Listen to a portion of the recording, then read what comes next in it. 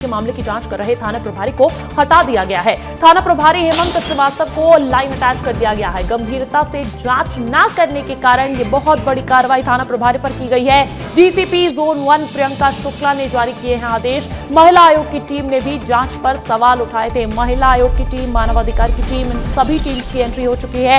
ये अपने स्तर पर जांच पड़ताल कर चुके हैं, लेकिन अब कहीं ना कहीं पुलिस की कार्रवाई पर सवाल भी खड़े होने लगे हैं और यही वजह है कि कार्रवाई की ढिलाई को लेकर एक बहुत बड़ा एक्शन मामले की जांच कर रहे थाना प्रभारी पर लिया गया है। थाना प्रभारी हेमंत श्रीवास्तव को लाइन अटैच कर दिया गया है। इस पर अधिक अपडेट्स ले लेते हैं। रंजना दुबे मेरे साथ, मेरे सहयोगी भोपाल से लाइव जुड़ गई है। रंजना, जानकारी दीजिएगा पूरे मामले पर, कार्रवाई कहां तक पहुंची है, क्योंकि अब आरोपियों से ज्यादा कार्रवाई कर रहे, जांच कर रहे लोगों पर ही, जिम्मेदारों पर ही देखी जा रही है।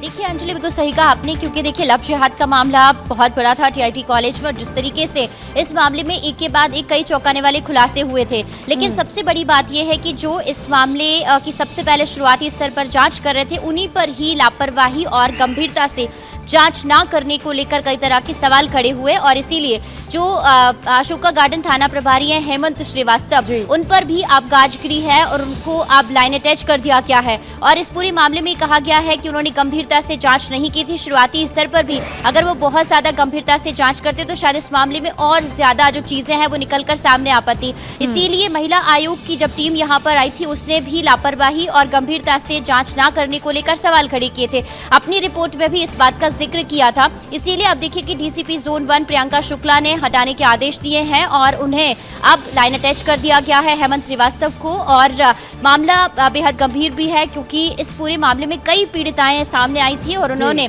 किस तरीके से उनके साथ दुष्कर्म के बाद ब्लैकमेल किया गया था, एक एक करके चीजें सामने आई है। तो देखिए अब जो पुलिस अधिकारी हैं, पुलिसकर्मी हैं, उन पर भी अब एक के बाद एक जो गाज है वो गिरती हुई नजर आ रही है। इतना बड़ा मामला, इतना गंभीर मामला, इसकी जांच में अगर किसी भी तरीके की ढिलाई या लापरवाही बरती जाएगी तो उस पर कार्रवाई होना बहुत जरूरी हो जाता है और यही वजह है कि आज थाना प्रभारी पर भी गाज गिर गई है। बहुत बहुत शुक्रिया रंजना तमाम जानकारी देने